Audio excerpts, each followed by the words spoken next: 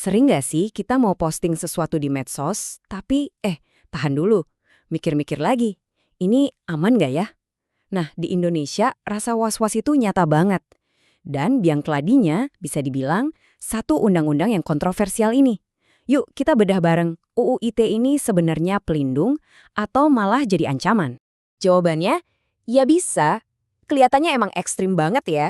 Cuma gara-gara postingan kok bisa sampai masuk penjara, tapi sayangnya ini bukan cuma nakut-nakutin. Buat banyak orang di Indonesia, risiko ini nyata banget. Dan jujur aja, bikin ngeri. Dan ini bukan cuma omong kosong loh. Coba kita lihat datanya langsung dari Komnas HAM.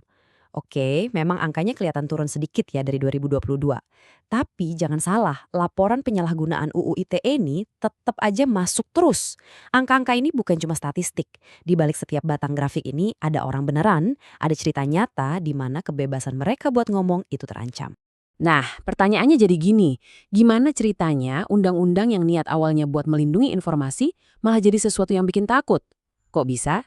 Oke, kita coba telusuri lebih dalam ya. Padahal kalau kita lihat niat awalnya itu baik banget loh.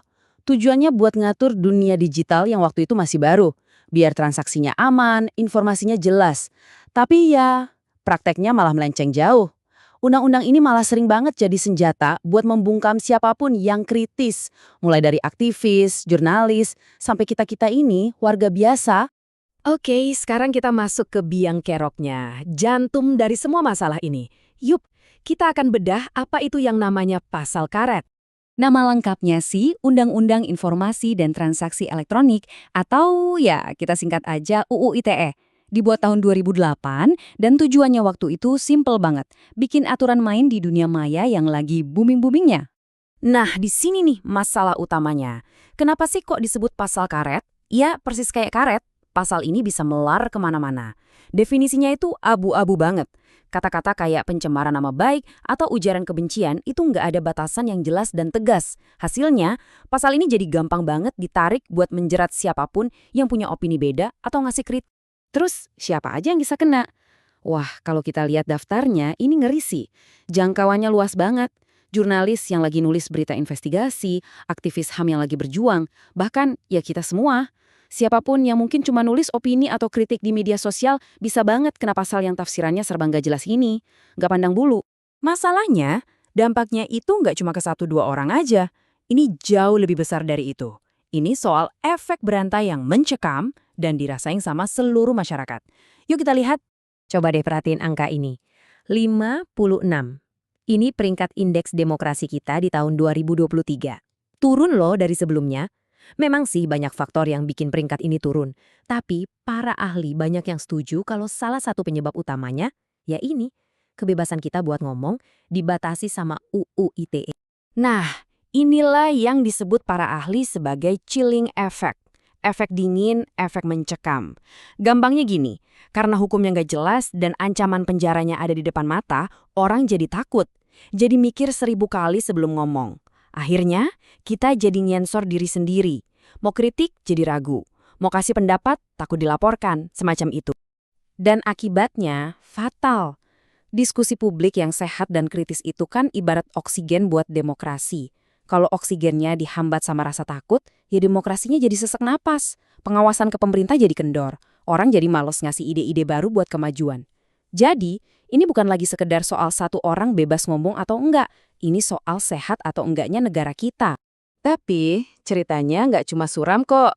Di tengah semua ini, ternyata ada perlawanan. Dan yang lebih penting, ada kemenangan. Yuk, kita lihat beberapa kasus keren di mana kebebasan berekspresi akhirnya menang di pengadilan. Yang pertama dan paling heboh, ada kasusnya 2 aktivis HAM, Haris Azhar dan Fathia Maulidianti. Mereka dituduh mencemarkan nama baik, tapi pengadilan memutuskan mereka bebas. Ini kemenangan yang luar biasa penting. Selanjutnya ada Daniel Fritz. Dia ini aktivis lingkungan di Karimun Jawa. Dia kena tuduhan ujaran kebencian cuma karena dia khawatir sama kerusakan lingkungan di sana. Dan hasilnya luar biasa. Dia nggak cuma dibebaskan, tapi juga dapat pengakuan sebagai pejuang lingkungan. Polanya berlanjut nih.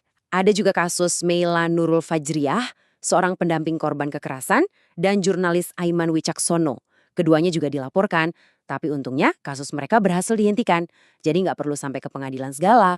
Nah, di balik semua kemenangan ini, ada satu lembaga yang perannya penting banget, Komnas HAM. Mereka terus-terusan ada di belakang para terdakwa ini. Komnas HAM bilang, apa yang mereka suarakan itu bukan kejahatan, tapi justru ekspresi yang penting banget buat kepentingan kita semua, kepentingan publik. Menang di pengadilan itu jelas kabar baik, tapi itu kan ibarat ngobatin gejalanya aja, bukan penyakitnya. Perjuangan yang sesungguhnya itu ya benerin sistemnya. Terus solusinya apa dong? Menurut Komnas HAM, ada 3 langkah penting yang harus diambil. Pertama, pedoman pelaksanaan UU ITE harus diperjelas, biar nggak ada lagi tuh pasal yang bisa ditafsirin seenaknya. Kedua, bikin yang namanya UU anti-SLAPP. Ini penting banget. Intinya ini hukum buat ngelindungin kita dari gugatan-gugatan yang tujuannya cuma buat nakut-nakutin dan ngebungkam kritik. Ketiga, dan ini nggak kalah penting, KUHP yang baru harus jelas banget memasukkan prinsip-prinsip hak asasi manusia. Jadi, kita balik lagi ke pertanyaan besar di awal. Kalau sebuah hukum yang harusnya melindungi malah jadi senjata buat membungkam, terus gimana caranya demokrasi kita bisa membela diri? Mencari titik tengah antara perlindungan dan kebebasan itu perjuangan yang nggak gampang. Dan jawaban dari pertanyaan ini bakal nentuin arah demokrasi Indonesia ke depannya.